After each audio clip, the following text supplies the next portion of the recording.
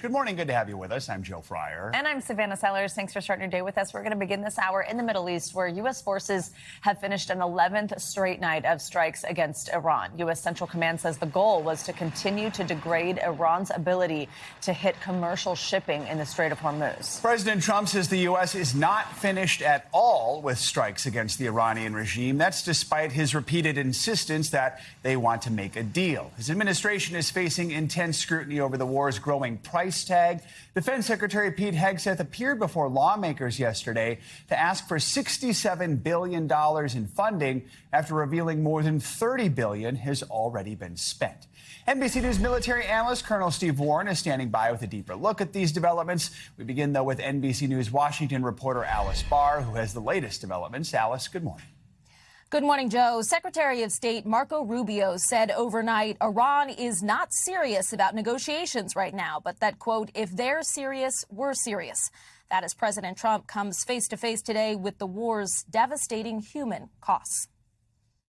Today, President Trump is preparing to greet fallen American soldiers killed in Iranian attacks over the weekend and returning to Dover Air Force Base for a solemn ceremony. It's a great honor for me to do it. Just as we're learning more about the fallen, 30-year-old Sergeant Michael Emmanuel Swinton was killed in an Iranian drone incident in Iraq. His wife called him an amazing father and husband who cared for his soldiers. The devastated but proud mother of 25-year-old First Lieutenant Tyler James Feehan said he was engaged and had big dreams. He and 19-year-old Private Isabella Gonzalez were killed in an Iranian attack on their base in Jordan. And overnight, the Pentagon identified 28-year-old Sergeant Angel S. Rampersad as the U.S. soldier missing since that same attack, now believed killed in action. As President Trump promises revenge, American forces unleashed another round of strikes against Iran overnight. And we're not finished at all. Iran is ramping up its attacks against Gulf allies, and on Capitol Hill, Defense Secretary Pete Hegseth gave a new price tag for the war, $37.5 billion. Though 3 U.S. officials told NBC News earlier this month the Pentagon's internal estimate was as high as $100 billion. Secretary Hegseth asking Congress for nearly $70 billion more to fund the war in a contentious Senate hearing. You are asking for unlimited money for bombs when people can't feed their families. Not unlimited bombs, Senator. I'm asking for the right bombs at the right time. As lawmakers press for answers on the war's end. And there's this. Iran-backed Houthis in Yemen declared a Red Sea blockade on Saudi Arabia, increasing the threat to global energy supplies just as the national average for gas climbed back up over $4 a gallon. President Trump said he's not going to let the political impact on the upcoming midterms affect his decisions about the war. Savannah, Joe. And Alice, President Trump is threatening to target another potential underground nuclear site in Iran. What more do we know about that? Yeah, he's talking about Pickaxe Mountain and said on Tuesday that the U.S. would potentially attack what's believed to be a nuclear site buried deep underground, believed to still be under construction. Iran has been digging there, but it's not clear exactly what is buried. The president did acknowledge Iran may have moved important parts of its uranium enrichment program there. Iran, we know, has long denied that it's looking to build a nuclear weapon and now says targeting that site would be considered expanding the war across the region and that all U.S. interests and those of allies and supporters would be targets in turn. Joe and Savannah. All right, Alice Barr, thank you. Let's bring in NBC News military analyst Colonel Steve Warren. Colonel, good morning. Thanks for being here as always. So we just first want to get your reaction to Pete Hegseth's testimony on Capitol Hill yesterday. What does the size of the Pentagon's request for funding tell you about their state of readiness and about the direction of this war? Sure. I think the first thing, Savannah, to remember is in all of history, in all of history of warfare, no general has ever said, thanks, I have enough bullets and I have enough gas and I have enough food, right? So I think that's the very first thing we always have to remember. The military always wants more. It's the job of the politicians to determine whether or not the money gets spent on guns or on, domestic butter. We like to say guns or butter. So I think that's the first piece of perspective we always have to remind ourselves. Second off, this is an expensive war. Warfare is very expensive, particularly this, because we are expending such a large quantity of our most highly sophisticated and also very expensive weapon systems, the Patriot missiles, the THAAD missiles, the use of aircraft carriers, the use of long-range bombers. All of this is very, very expensive, and we're seeing that price tag now, in yesterday's budget request. So, Colonel, it's been nearly 2 weeks since the U.S. began these consecutive attacks day after day on Iran. Do you think they're close to accomplishing their goals, or does this budget request perhaps suggest there's a lot more work to do? I think it suggests that there's a lot more work to do, Joe, to put it very simply. I think, these strikes began really as punishment to the Iranians for attacking commercial shipping in the Strait, even though they had signed on to a deal that said they wouldn't do that. That started as punishment. It is now, I believe, expanded into coercion. So we are now trying to coerce the Iranians back to the negotiating table. We know the Secretary of State last night just said that he believes the Iranians are not yet serious about negotiating. Well, that tells me that we intend to continue these pressure strikes, these coercion strikes, for several more days at the very least, potentially even weeks, until the Iranians do decide it's time to get back to talking. Colonel, let's talk about Iran's side of this. They've also been stepping up attacks on U.S. allies in the region. We've also seen Iran-backed Houthis in Yemen declaring this blockade in the Red Sea on Saudi Arabia. We spoke earlier this week about the possibility of this expanding into this even wider regional war, and Iran is showing that it has this firepower, has the ability to do these blockades that could ultimately threaten to strain the global oil supply. Do you think this is a growing possibility? This is a growing possibility. We saw just last night there are reports that 3 Saudi-flagged oil tankers, or 3 oil tankers carrying Saudi Arabian oil, turned around before transiting through the Bab al-Mandeb Straits. They turned around after receiving the threats from the Houthis not to go through that strait. So it's already begun to have an impact. Now, keep in mind, the only other option is to go through the Suez Canal. And that poses its own set of problems, in addition to the fact that it makes the transit significantly longer. So already we're seeing this begin to widen. What the Iranians are doing, they know they have to go back to the negotiating table someday. What the Iranians, I believe, are doing is trying to strengthen their position. The more they can prove that they have impact regionally, the more I think they believe they'll be able to get at the negotiating table. So it's the U.S. trying to coerce Iran to the table. It's the Iranians trying to prove that they deserve a seat at the table and get more of what they're going to ask for. All right, Colonel Steve Warren, thank you so much. In political news, we've got the results from the Republican midterm primaries in the battleground state of Arizona. Yeah, NBC News projects Representative Andy Biggs has won the GOP primary for governor. The Trump-backed candidate will now face off against Democratic Governor Katie Hobbs. Here to discuss that and more, NBC News political reporter Megan Brand. Megan, good morning. This was a pretty convincing win for Biggs. Tell us a little more about him and just his chances against Hobbs in a battleground state like Arizona. Hey guys, good morning. Yeah, Congressman Biggs represents a district outside of the Phoenix area. He's represented that district for 5 terms, and he was endorsed by President Trump. He's also the former chair of the House Freedom Caucus, which is conservative. Now, notably, he has also questioned the 2020 election results. So his primary win sets up a race this fall against incumbent Democratic Governor Katie Hobbs. This is expected to be a really close race. It's a race that back in 2022, Governor Hobbs won her election by less than 1 percentage point. So it's a really interesting state to watch. Now, Arizona is also interesting because it's a state that in 2024, President Trump won, but also Senator Ruben Gallego, a Democrat, won that state as well. So in 2024, it went red for the president for the presidency. But Arizona also has 2 Democratic senators and a Democratic governor. So a really interesting state to keep an eye on this fall. Also, NBC News projects Arizona State Representative Alexander Culloden won his Secretary of State primary. What should we know about him? Yeah, so Culloden has frequently questioned the results of previous elections, and he also notably led lawsuits to try to overturn the results of the 2020 and the 2022 elections in Arizona. Now, this is especially notable because the position that he's running for is Secretary of State, which oversees elections in the state. So some of the things that the Secretary of State is responsible for are things like certifying voting devices, certifying candidates to the ballot, and also certifying the results of statewide elections. Now, another interesting dynamic that I think is important to watch across all Arizona races as well is how independent voters feel about this. So Arizona has a large chunk of unaffiliated voters, so candidates are going to have to appeal to them as well. Megan, while we're talking about voting, let's go to New Jersey. The governor there, Mikey Sherrill, revealed that there was a software error that registered 6,600 non-citizens to vote. What are we learning about this? Is it clear if this had any impact on any election results?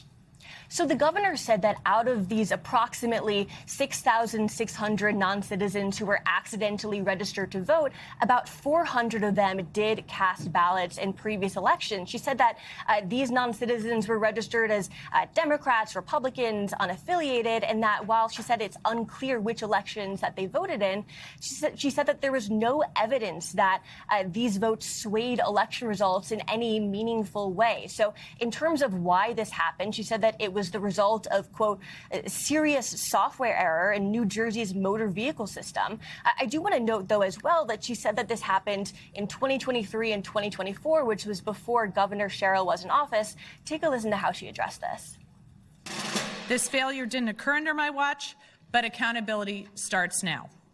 I think we're open to suggestions that make our elections more safe. And so that's part of what this investigation, they'll have findings on just what occurred. And we will be looking carefully at what we can do to make sure it doesn't occur again.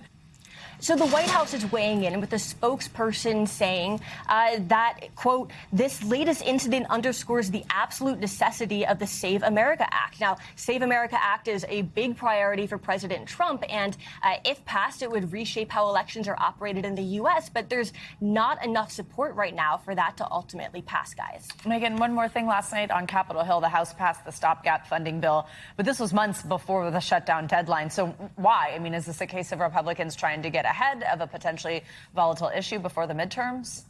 Yeah, so the bill that the House had passed would fund the government through early December, meaning that if it ultimately was passed by the Senate, passed into law, it would mean, as you mentioned, that there would not be a government shutdown right ahead of the midterm race. But this really faces a big uphill battle in the Senate. There's not enough support for it to pass that 60-vote filibuster threshold.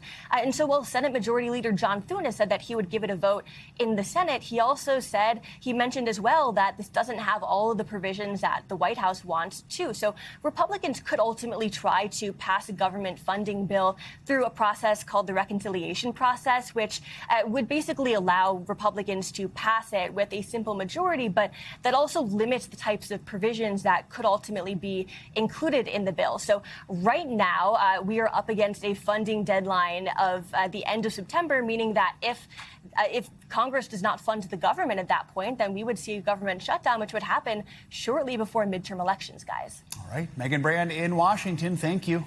Well, the Trump administration appears to be preparing to launch a new round of global trade tariffs. U.S. Trade Representative Jamieson Greer told CNBC to expect some action soon on new levies, one day after President Trump announced a 50% levy on some Canadian goods. The president imposed a temporary blanket levy of 10% back in February. That was right after the Supreme Court struck down his reciprocal tariff regime. Those temporary tariffs are set to expire this Friday. Here to discuss all this is Investopedia's editor-in-chief and chief business editor of People Inc., Caleb Silver. We also have NBC News legal analyst Danny Savalas with us. Good morning to you both. Caleb, I'll start with you here on set. So it definitely feels like here we go again. Yeah. Let's talk first about Canada, what that looks like, what impact it's going to have, what goods we're going to see go up when these go into effect in August. Well, hockey sticks, but what's not included is critical energy needs. So oil and gas from Canada is not included in that, but what is included is autos, auto parts, also hockey sticks, also dairy products as well. Some food that we get from Canada. We get a lot of frozen potato from Canada, but energy products are excluded. Now, Canada's saying this is a violation of the negotiations around the U.S.-Mexico-Canada trade agreement, which actually lowered those trade tariffs. But right now, the president has put those in place, and I would expect these new tariffs that the trade representative is threatening to come into place by 12:01 a.m. Friday. That is when 150 days expire from when the Supreme Court struck those other tariffs down. Danny, let's dive deep into tax law here. Help us understand the legal provision the Trump administration is placing these tariffs under, something most of us are not familiar with. That would be Section 338 of the Tariff Act of 1930. Yes, Section 338 is nearly 100 years old, and it's virtually never really been used. It allows the president to impose that 50% maximum tariff. So the president is maxing it out. And here's the appeal. It doesn't require an investigation. It doesn't require findings. It just requires a proclamation. So ease of use is the appeal to the administration. Whether it survives or it's still legally sustainable today, 100 years later, is another question that will certainly be litigated. Caleb, let's talk through what happens globally now. What type of impact are we going to see on the global economy if the president essentially puts this structure back into place that seems like he's doing what he had done prior to the Supreme Court striking this down? What does that ultimately mean for the global economy? Yeah, well, let's take Canada, for example. Canada is saying that these existing tariffs and the tariffs that are being threatened could slow its GDP down by 1.5%. So you bring that to around the world, to our biggest trading partners, you could see a global slowdown. Right now, the effective tariff rate is somewhere around 11%. If these new tariffs go into place, those that are being threatened or those that are being discussed, we're looking at an effective tariff rate at around 17%. Higher cost of goods for U.S. consumers, but also tougher for those countries trying to do business with the United States of America. So we're looking at higher prices pretty much across the board. Danny, I have another deep cut in tax law for you. We're looking at Section 301 of the Trade Act of 1974. It's looking like those apparent forthcoming tariffs will be brought under that obscure federal law. Is it clear if the tariffs would stand up to legal scrutiny this time around, better than these 2025 tariffs that were struck down by the Supreme Court? It's not clear, but it's possible that they may be more resilient. If you go back to the law IEEPA never actually uses the word tariffs, and the court essentially said that this is something that lies in the province of Congress. You don't have the same thing with Section 301, but the bottom line is it is untested legally. So this is something the Trump administration, I've been saying for a long time, is very good at finding. They scour the dustiest of law books and find centuries-old statutes that are very broadly written. And then we find out what the extent of those statutes are when they go to court. All right, Danny Savalas, Caleb Silver, thank you both. Another round of violent summer weather hit parts of the country yesterday. In New Jersey, at least 2 tornadoes were reported just outside of New York City. The same storm also brought flash flooding that turned some roads into rivers across the tri-state area. Well, in the south, double red flags are flying in Panama City Beach, Florida, as Tropical Storm Bertha looms in the Gulf. Even though it's not expected to be a major storm, residents from Florida to Texas know the drill. They're filling up sandbags and getting ready, with Bertha expected to make landfall later today. I'd rather take the necessary precautions that I need than have water coming in my house. You can never over-prepare for something living down here. Forecasters say Bertha could dump up to 6 inches of rain in some areas and create a storm surge of up to 4 feet. NBC News correspondent Aaron McLaughlin is following the severe weather all across the nation and has the latest. This video appears to show a massive funnel cloud in New Jersey, just outside New York City. Round after round of severe weather bearing down on millions across the Northeast. This time-lapse showing the storm rolling through Manhattan, with multiple tornado warnings west of the Big Apple, and at least 2 reports of twisters in Morris County, New Jersey. This is a time to seek cover in a secure place. Man, it's shot through. The storm taking out trees and blocking lanes of traffic. Look at the trees. Floodwater swamping streets in Bergen County and torrential downpours across the tri-state area. The rain is really coming down. The radar shows that lightning is on the way and we need to take cover. The flooding as far south as Maryland. Drivers navigating flooded streets in Ocean City. And in the south, Tropical Storm Bertha looming in the Gulf. Double red flags in Panama City Beach, Florida, warning beachgoers to stay out of the water. Bertha bringing dangerous rip currents and waves up to 11 feet. Our George Solis in St. Bernard Parish, Louisiana, with people getting sandbags to protect their homes from flooding. I'd rather take the necessary precautions that I need than have water coming in my house. Meanwhile, in the west, monsoon rains inundating Prescott, Arizona. And in western Colorado, heavy rain sending mud and debris onto Interstate 70, shutting it down.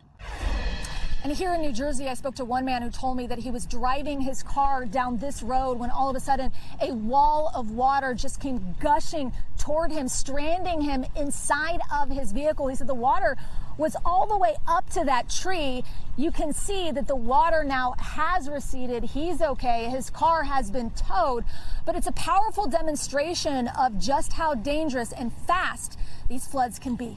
Back to you. All right, thank you, Aaron. It did come quick yesterday. Now we're continuing to track Tropical Storm Bertha, its impact on the Gulf Coast. So let's get more details with our Morning News Now weather. That means Angie Lastman's with us now. Hey, Angie, good morning. Hi, guys. Good morning. Lots to talk about when it comes to the weather, as per usual these days. But let's start with what you mentioned. Tropical Storm Bertha, right now 165 miles west-southwest of Panama City, Florida. You can see all of this kind of lopsided rain on the backside of this system. This is going to continue moving basically west over the coming days, and right now has winds up to 50 miles per hour. So here's how it plays out as we get through at least the next 3 days. Notice the extreme southern portions of Louisiana. You'll see that landfall here later today. This is going to, again, move west basically as we get through Thursday, we get through Friday. Most of that heavy rain is going to be on the Gulf side of this system, so it'll stay out over the Gulf. So we'll escape some of the worst of what we could have seen when it comes to rainfall from this system, but still having many of those alerts up, the tropical storm watches and warnings you can see stretching from Florida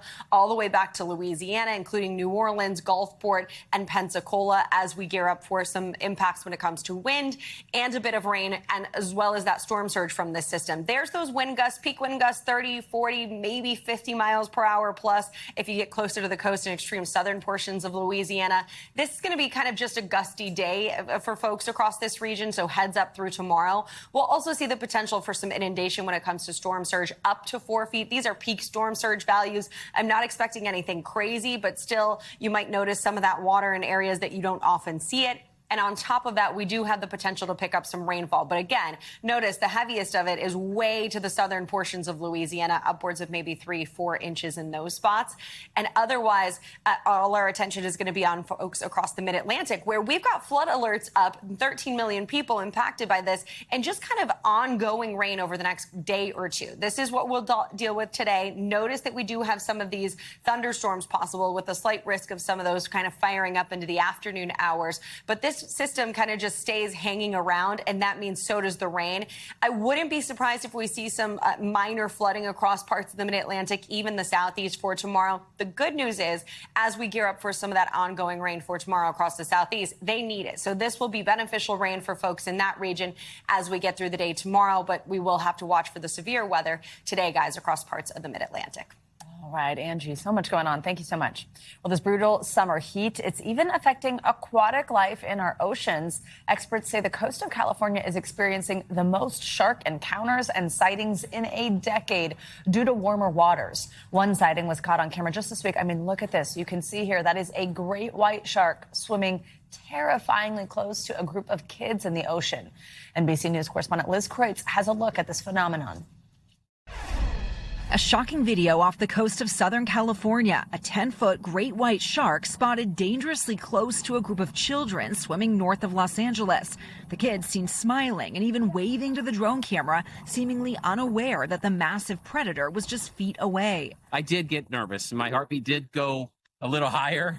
Carlos Gauna took the terrifying video from about a mile away. I'm searching the shores, And this particular shark came from the depths, and I saw it near the swimmers. They definitely didn't have any idea. They waved at the drone. The video highlighting what experts say is one of the sharkiest summers in a decade off the California coast, driven by an El Nino weather pattern that's warming up the ocean waters, leading to more shark sightings, including incidents like this, a heart-stopping moment in June as a curious shark circled a surfer sitting on his board. But despite the uptick, Chris Lowe of California Shark Lab tells us that luckily for those in the water, this doesn't actually mean more shark attacks. We don't necessarily see a big correlation between shark bites and strong El Niños. What we do see are more sharks. So many that... So there's a shark right there swimming behind you. See it? Right behind me. Look at that. There were several swimming by during our interview with Carlos. This is life every day right now. This summer is insane. Liz Kreutz, NBC News. We thank you for watching, and remember, stay updated on breaking news and top stories on the NBC News app or watch live on our YouTube channel.